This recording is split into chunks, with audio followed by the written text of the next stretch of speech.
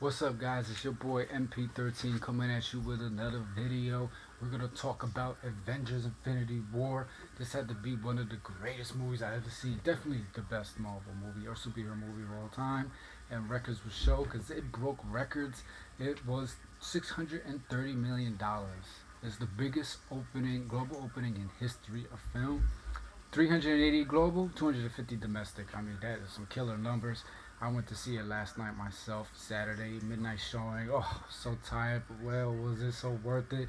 You see, I got my pop tea, Thanos, the god himself. Well, Mad Titan, technically. I just wanted to make a quick video about all the Easter eggs and characters, where they are, what happened to them, how Thanos got the stones, and just a little insight about the movie itself. Some spoilers, of course. So watch with caution. Definitely, you see this movie, check this out.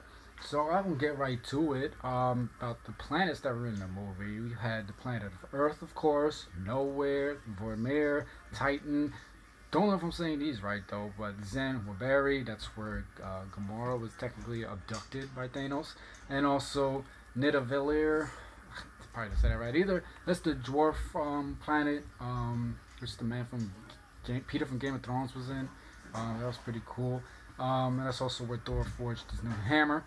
So that was a little bit of the planets and such that were in the movie. Um, so, so we'll just go right to the characters that unfortunately lost their lives in the movie. I'll start off with the obvious of Heimdall and Loki. So in the opening scene, you see basically the starship that Thor and Loki and them were on from Thor Ragnarok. The end of Thor Ragnarok, they all boarded the ship, and then they ran into Thanos' ship. So that's basically what led to the Avengers third episode. So Thor pretty much didn't lose his life, but Loki did. Loki basically gave it all to try to save his brother, and Heimdall sacrificed himself to let off a gateway warp, which let Hulk escape this fight, and get back to Earth. Basically, Loki, what he did was give the Tesseract, which is basically one of the stones, to Thanos and act as if he wanted to serve him, and then try to get a sucker knife stab into Thanos' throat, and with no avail, wound up losing his life, getting choked out. So that's what happened to those two characters. So Heimdall sacrificed his life, and Loki did too, to save others. Then also Gamora wound up losing her life. She was thrown off a cliff by Thanos. That was his way of getting that one of those stones, the Soul Stone. And she had to be the sacrificial lamb for that. So she was one of the other victims of this movie. Vision was also, I mean, it was pretty obvious. The Vision would probably wind up falling to Thanos. And then some of the others that may not have been so obvious. So Thanos eventually, which I mean, I guess we should have assumed, he got all the gems, and the snap of his finger wiped up half the universe. Now I just jumped to the end of the movie pretty much. But so some of the characters that actually wound up being disintegrated because they all turned into this brown ash and just disappeared. So Black Panther was one of them. Spider-Man was another one. Now, Spider-Man, they're saying this might lead to the new Spider-Man that's out now, Miles Morales. So it may not be no more Tom Holland. We'll see what happens with the next Spider-Man movie. So that could be interesting. So Doctor Strange, he was one of the more interesting deaths because before he died, he was meditating, and he was basically saying that he meditated and saw these alternate futures, and they asked how many are we in. He said one. So he basically sacrificed himself because Thanos was in the midst of almost killing Iron Man, and Doctor Strange had to hand over the Time Stone to Thanos to basically a trade-off. And as he did that, he said it was the only way because Iron Man was like, "Why'd you do that?" So that was pretty cool. Doctor Strange is one of those people that disintegrated. Along with Winter Soldier and Falcon, they disintegrated, so no new Captain America crown there because in the comics they took on the persona. What are the others? Scarlet Witch was another one that suffered, which she's one of the more powerful characters. All the Guardians of the Galaxy, except for Rocket, so we'll see what they do with him. Maybe they'll have a separate Rocket movie. That would be dope. I love Rocket. And then at the end credit scene, it was Nick Fury and Maria Hill. Now, let me know if I missed anyone, but they also disintegrated. So that was the victims of the movie, pretty much, besides the obvious ones. So the survivors we had was Captain America, which Captain America was a surprise survivor because he was assuming he might suffer, die, and there'd be a new captain. I guess not. Iron Man, again I already said Doctor Strange traded for his life. So he saved him. Thor, so at the end of the movie, Thor stabs Thanos with his new hammer, and that's when Thanos does the snap. So, but we don't see Thor disintegrate, so we have to assume he is actually still alive. Um, Black Widow, Bruce Banner, because there pretty much was no Hulk in almost the whole movie. Um, who else? Mbaku, Okoye, I cannot say her name. Basically, it's shown from Walking Dead, her character. They all survived, and War Machine. They all survived in the battle in Wakanda, so they're all still alive. And then, of course, like I said, Rocket. Then you have a few of the other characters who weren't even in the film or just were missing in action during the events of the film. One of those being Black Panther's sister, Shuri, if I'm saying that right. She disappears trying to extract the Mind Stone from Vision safely, and she was attacked by the children of Thanos, so she, ran away. In the comics, she winds up eventually, some parts of the comics in Black Panther, she takes on the Black Panther persona, so she might be the new Panther, if not M'Baku.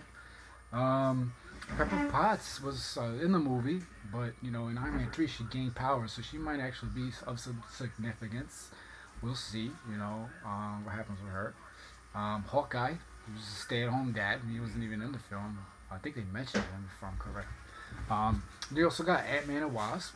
Wasp wasn't really mentioned much at all. Ant-Man, I believe, was, but Ant-Man was on house arrest because of the Civil War events, so he wasn't even able to be there.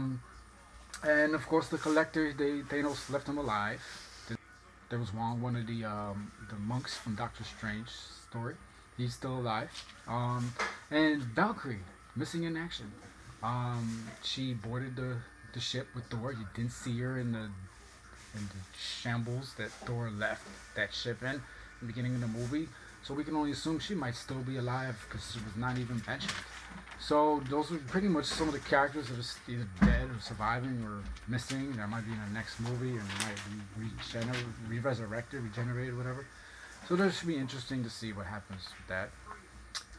So let's go over the stones. So we all know there's 6 stones: the power, the mind, the time, the soul, the reality, and space. I almost forgot for a second. I look at my notes.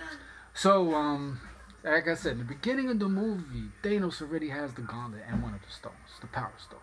So he apparently retrieved that from the Nova Corps. I'm assuming he destroyed them. In the Guardians of the Galaxy, Peter Quill, Star-Lord, gives over the Power Stone to the Nova Corps to hold down and just basically watch over. So they're pretty much, I assume, dead. Or they traded a stone to keep their lives. So that's how he got the first stone. The second stone, the Space Stone, he gets in the very beginning of the movie almost from Loki. Because again, like I said, Loki handed over the Tesseract to basically vouch like I will be for you, I will join your side, and then tried to stab Thanos and got killed. But in the meantime, Thanos retrieved the second stone, the Space Stone. So now he has 2 stones at this point. Then he gets the Reality Stone not too long after from Collector in Nowhere. Collector got that stone from a movie that not many people watched. Apparently, Thor: Dark World, Thor 2. The two Asgardians came and gave the Reality Stone to Collector to watch over and such. And it's funny because in this movie, you're thinking, oh, they got it in time, but literally, no, Thanos already altered the reality of what Nowhere was, and it was actually in like Fire and Brimstone, and Collector already had given up the Reality Stone. So he has 3 now at this point. And I don't even think we were like really like truly halfway into the movie yet. So Soul Stone was one of the more interesting stories of how he got the Soul Stone. So the Soul Stones, I can't even talk. He got from the planet Vormir, which is basically like a dark world kind of thing, like a Soulworld, which is actually a thing in the comics. He had to get that by sacrificing someone he loved deeply, something like that, something about love. first love or some sort of true love, which was Gamora. So he sacrificed her, threw off the cliff. Like I said, she died, and that's how he got the Soul Stone. And it was guarded by a gatekeeper, which we'll talk about in a little bit. So that's the four. He got the fifth stone, the Time Stone, from Doctor Strange. As I said, Doctor Strange handed it over in exchange of Iron Man's life. Basically, Doctor Strange got that in his Origins movie in the Library of Kamartaj, something like that, if I'm saying it right. So he had to give over the stone, and now at this point he has 5 stones. It's over at this point. He's almost godly.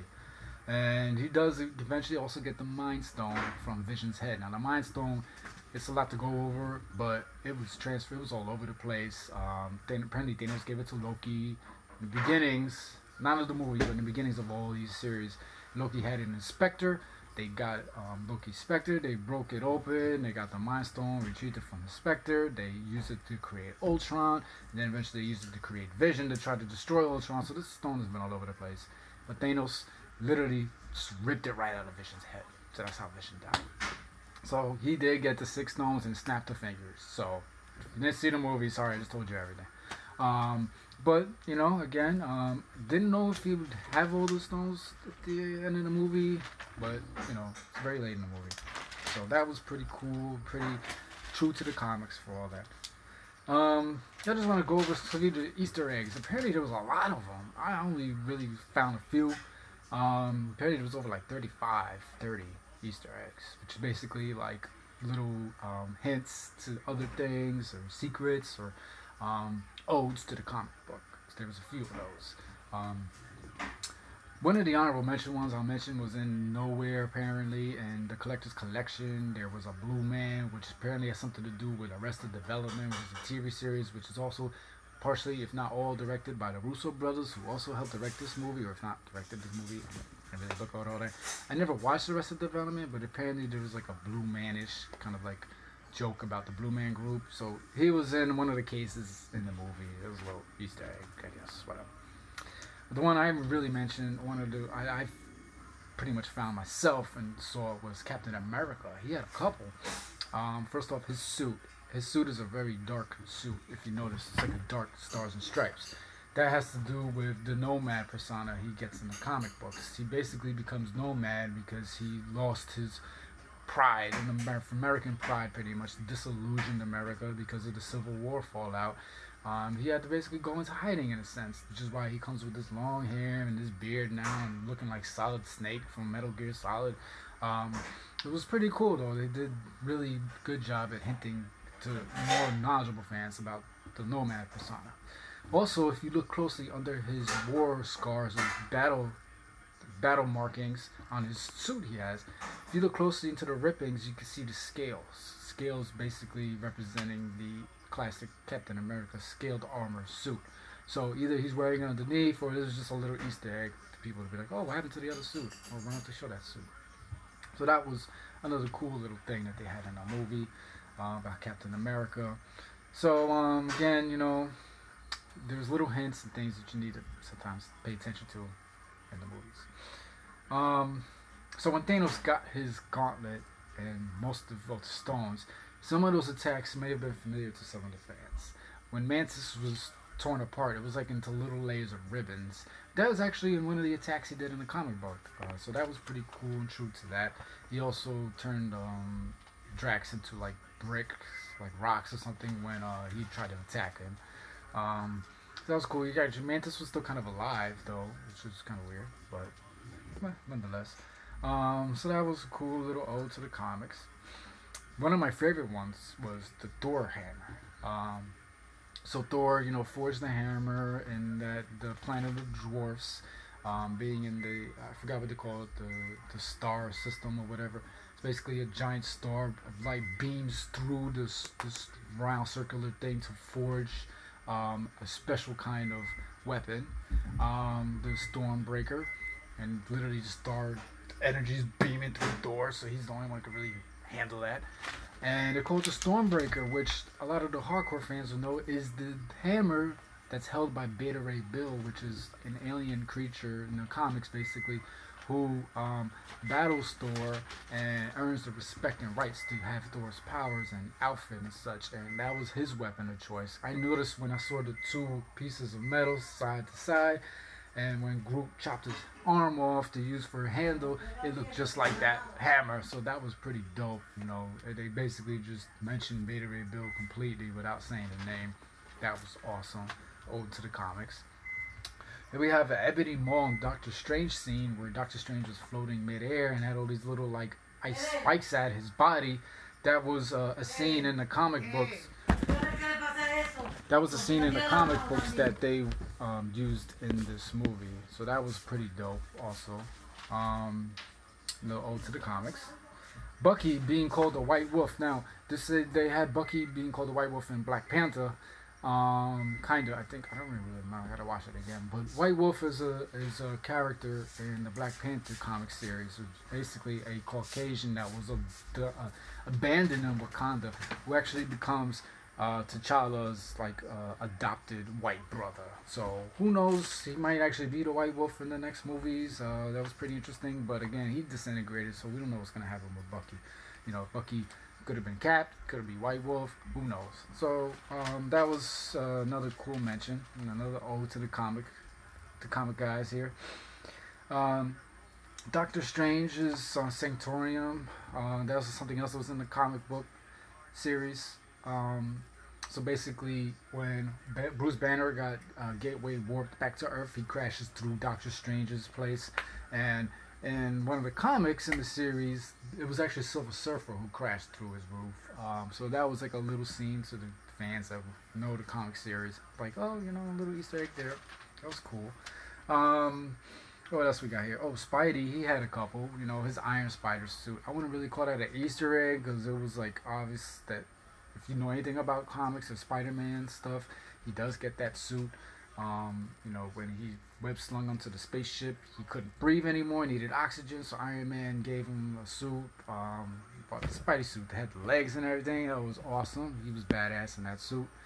And also when they were battling in the spaceship, Iron Man and Strange and Spider-Man, sorry I lost track, and Ebony Maw. So he mentioned something about aliens, and then if you watched Aliens, the movie, they basically made a giant hole in the spaceship so the alien got, the gravity sucked through into outer space. So basically did the same thing. Iron Man shot a hole through the ship, and Ebony Maw goes flying out, sucked away, and you see him frozen in time and space, and Spider-Man saves Doctor Strange. And before Iron Man really did that, he was like, oh, the kid has seen more movies than you. So there's a little aliens homage, pretty cool. So that's with Spider-Man. One of the other ones, I actually had to look this up, I ain't gonna lie. There's Tony Stark's mention of Morgan. They wanted to have a child. He wanted a child named Morgan. So Morgan Stark is an actual relative to Tony in the comic books. And eventually Morgan Stark, through jealousy and greed, as all of humans have, takes on the evil persona of Ultimo. So we'll see if that happens. I doubt they'll do anything with that. I think it was just a little Easter egg mention, because at the end of the day, you gotta remember now, these movies have been out for a long time. Robert Downey's getting older. They're all getting older. I don't see how they're gonna have a good timeline with a birth of Morgan Stark into a supervillain and fight Iron Man when Robert Downey Jr. is like 50 years old. So I don't think anything will happen with this character. It's just a mention, just like a little shot in the dark. Don't expect much of that. They might have a baby and they might completely alter who Morgan Stark is, which they already kind of have. It's not supposed to be his baby. So that was another mention. Now, one of the coolest Easter eggs and surprises of the movie was the gatekeeper of the Soul Stone. You see Thanos arrives, and this gatekeeper already knows who Thanos is. And they zoom in, and he gets closer, and it's the Red Skull. So everyone thought Red Skull died in the first Avenger Captain America movie. When he handled the Tesseract, he died. Or no, he was warped into this light. And apparently we never saw him again until this movie. and it was Red Skull. So he was warped into the world, the planet Vormir. I can never say it right, but um, he was the keeper of the Soul Stone. And there was actually more things with this scene that a lot of people may have not noticed. Um, in the comic books, well, this is to say, Red Skull, his whole persona, his outfit, his uniform, whatever you want to call it, the cape and the look, was very identical to a character in the comics called Lady Death, who is, if you know, Thanos' love interest. He'll do anything for this woman. And she's the one who actually requests Thanos to destroy half the universe in the comic books. So it was like they didn't have this character in the film. Now at this point, I doubt they will. But at the end of the day, it was the look and persona almost of Lady Death, and it was Red Skull. So those were two surprises in one. And also, it was a different actor. It's Eric from The Walking Dead. It was Red Skull, but he did a good job of keeping the same voice. So there's a few Easter eggs and secrets and hints into this scene where he's getting the Soul Stone.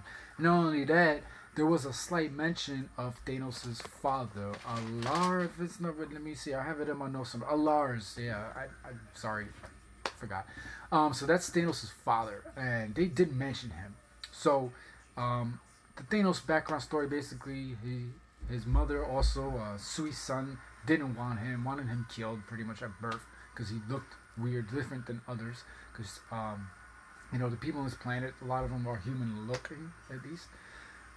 So who knows what they'll do because they might just they mentioned the father. That's a big figure in a Thanos story. They might actually come out. I believe there was a rumor that they might have a Thanos Origins movie, a Soul movie, which would be dope. They definitely should. But this will lead to one of my other Easter eggs is that at the end of the movie, Thanos is there sitting peacefully in his homeland, like he just completed a mission because he pretty much did, which was another ode to the comics because in the Infinity Gauntlet series, after he does what he does, he goes back and just like to his farmland and just like he's like a farmer. He's just like just chill. You see him smiling, like happy, like retired basically. Like I'm done. Like I did what I gotta do. So between that scene that showed at the end of the movie, that showed the peaceful, beautiful land, and him sitting there like him sitting there accomplished. Between that, the mention of his father, the lack of mention of his mother, I see them maybe building up to telling more background of Thanos, which would be really good. His character development, because, like I said, the movie kind of jumped right into him getting the stone, the first stone, already having that. So we didn't really get to learn more about who Thanos is besides through Nebula and Gamora. So we'll see what they do with that. Another mention with Thanos is the Outriders creatures. They were in the Battle of Wakanda trying to break through the force field, ripping off limbs. They don't care. These are creatures that are in the comic book series. Their basically sole purpose in life is to serve Thanos. That's all they're meant for, and that's exactly what they did. So that was another mention. So Vision dies. He gets the Mind Stone ripped from his head, and later in the movie, you see him laid out, and he's like dead, all white, gray, like most people look when they're dead. It's actually another ode to the comics. The West Coast Avengers version of Vision was an all white look, and even though he was dead at this moment in the movie, he might be, who knows, resurrected into that, or remade into that image. If not, maybe just the regular Vision, but again, it was another Easter egg ode to the comics, if you didn't know. Let me just have a couple more, is the end credit scenes. Not much to it besides the fact, so, they're driving Nick Fury and Maria Hill. This is aftermath of everything. The car crashes into them, they look in the car, nobody's there. They're like, what the hell, no one's there? And Maria Hill starts disintegrating. Nick Fury immediately reaches for his little pager beeper data sender thingy, and as he's trying to configure it to send a message, he starts deteriorating. He's like his classic Samuel Jackson, my mother, Medford. And right as he disintegrates, he presses the button. The beeper thingy falls, and it says sending, dot, dot, dot, dot. And then a symbol comes up, and the colorway comes up. And I heard people in the theater, what's that? Who's that? What's the character? Is that? It's Captain Marvel. Captain Marvel, people, which is going to have their own solo film soon. So that was another cool thing. They at least let us know who might be one of the helpers in terms of saving humanity and all of the universes. It was one of the better post-credit scenes they've had in these movies. Besides, when they tease Thanos is gonna be the new villain. So, those are most of the Easter eggs. I might have missed a couple, or maybe didn't mention a couple because I actually read about a couple later on. But if you see anything, let me know in the comments. Tell me if anything interesting I might have missed, or maybe something I got wrong. But that's pretty much the rundown of the movie. Who died, how he got the stones. Yeah. So that was pretty much that. Yeah, nothing else much more to say. Again, holla. And Pop Tees has some great Avengers stuff. And I hope you really guys enjoy the movie. It's definitely great. Like I said, it's going to be one of the only movies I've seen twice in the theater because I feel like I missed a few things, even though I didn't, but I still feel like I did. I've been waiting for this for so long, and it's finally here. Awesome movie. Definitely check it out. And I do hope they eventually make a Thanos Origins movie. That would really, really dope. So that's it, everybody. Thanks again for watching. Like, comment, subscribe. Definitely do that. And let me know what you think about the movie. Holla back. It's your boy MP13. Thanks for watching.